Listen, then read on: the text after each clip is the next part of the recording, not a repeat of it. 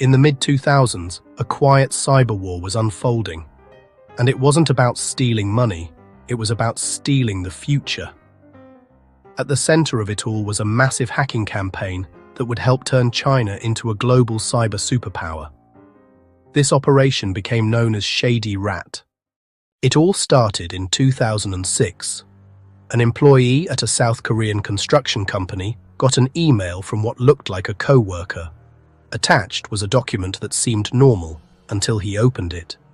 Instead of showing anything, it launched a remote access Trojan, a rat, that gave hackers complete control of his system.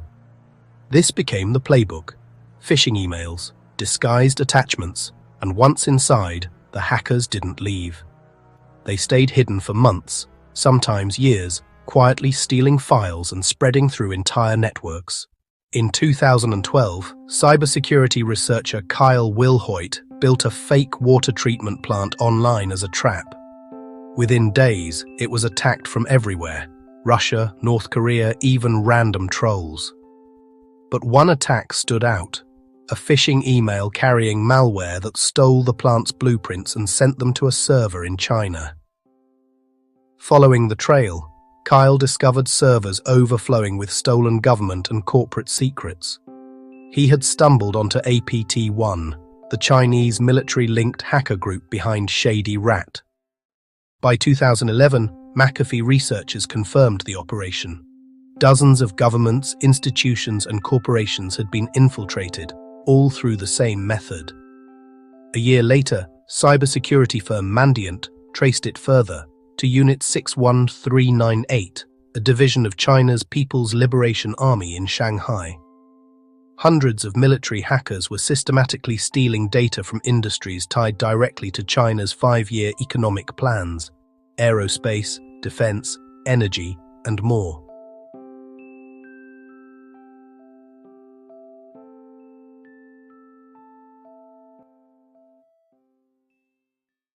What made it shocking was how brazen the attacks were.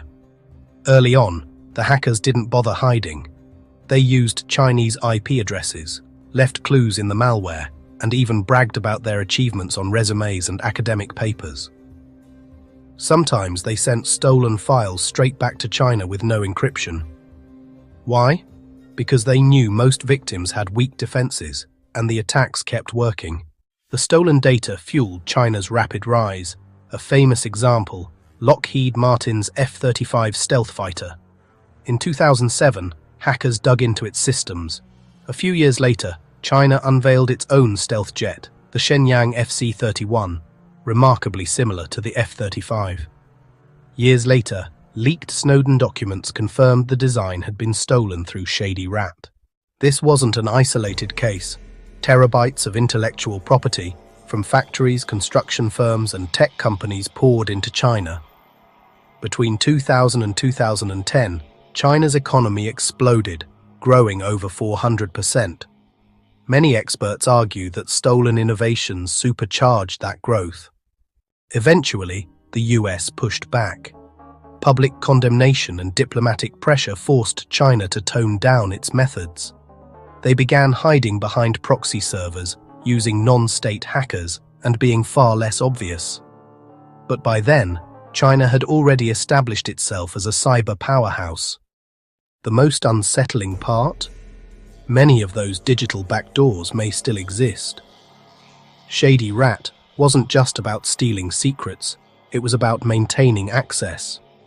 If needed, those hidden pathways could be used to disrupt critical infrastructure like power grids, water systems, or transportation. As one U.S. official once explained, Russia's cyber attacks are like hurricanes, sudden and destructive. China's, on the other hand, are like climate change, slow, constant, and reshaping the world over time. Operation Shady Rat wasn't just a hack, it was a turning point. It gave China the knowledge and leverage to compete on a global scale, not just in cyberspace, but in the real world. And its shadow still lingers today.